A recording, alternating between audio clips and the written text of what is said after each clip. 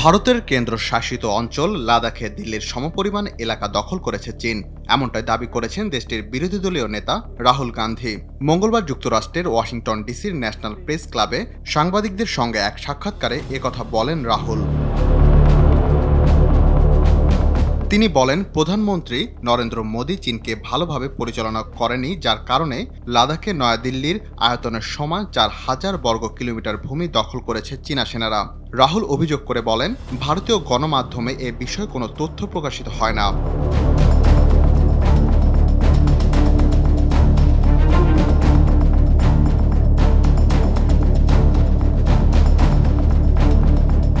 রাহুল গান্ধী আরও বলেছেন, দুঃখের বিষয় হলো ভারতের প্রধানমন্ত্রী বিরোধীদের বৈঠকে বলেছেন দেশের ১ ইঞ্চি জমিও কেউ দখল করেনি।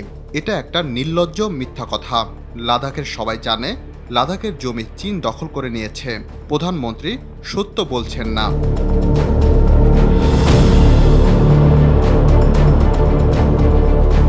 এদিকে রাহুলের এমন বক্তব্যের পর নয়াদিল্লিতে বিজেপি নেতা এবং সাবেক কেন্দ্রীয় মন্ত্রী রবি শঙ্কর প্রসাদ বলেছেন, রাহুলের বক্তব্য সম্পূর্ণ ভুল। ভারতীয় সেনাদের সাহসিকতা ও আত্মত্যাগের কারণে গালওয়ান থেকে চীনা সেনারা পালিয়েছে।